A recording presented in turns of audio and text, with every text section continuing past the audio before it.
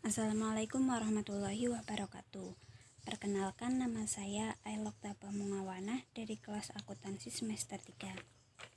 Di sini saya akan menjelaskan tentang akad investasi di bank syariah, yaitu akad musyarakah atau yang biasa disebut syarikah atau syirkah. Pengertian dari akad musyarakah sendiri adalah akad kerjasama antara dua pihak atau lebih untuk suatu usaha tertentu, di mana masing-masing pihak memberikan kontribusi dana dengan ketentuan keuntungan dibagi berdasarkan kesepakatan dan kerugian dibagi berdasarkan kontribusi dana atau modal. Jadi, akad musyarakah adalah transaksi yang halal karena disandarkan atas sumber hukum yang kuat, baik dengan Al-Quran maupun As-Sunnah. Sepanjang keseluruhan rukun dan ketentuan tersebut terpenuhi, investasi musyarakah sebagai akad kerjasama antara dua pihak atau lebih untuk menjalankan suatu usaha tertentu dengan tujuan mencari keuntungan, di mana masing-masing pihak memberikan kontribusi modal dan kerja. Kemudian, jenis dari akad musyarakah. Akad musyarakah ini terbagi menjadi dua jenis. Yang pertama adalah syirkah al-milk dan yang kedua adalah syirkah al-uqud.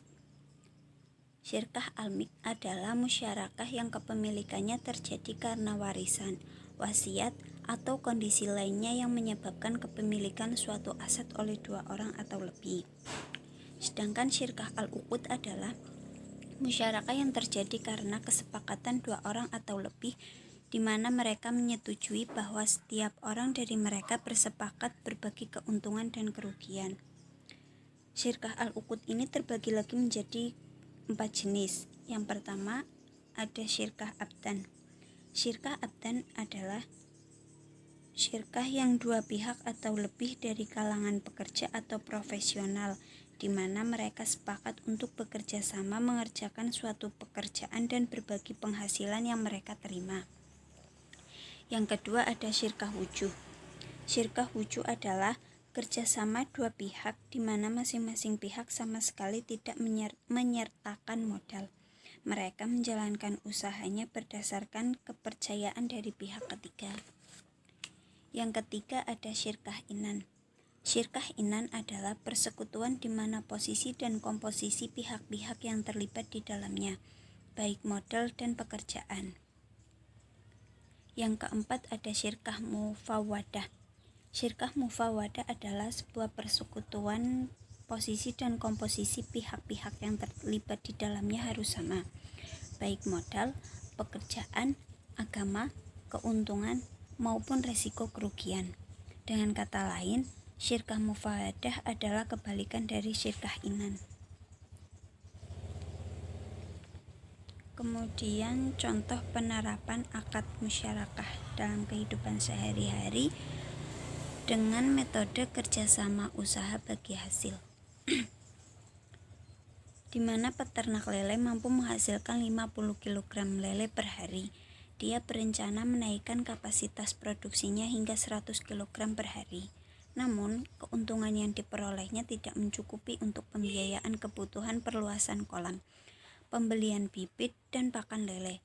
Peternak lele tersebut kemudian menawarkan kerjasama usaha kepada investor dengan persyaratan modal dari investor 60% dan peternak lele sisanya sebesar 40%.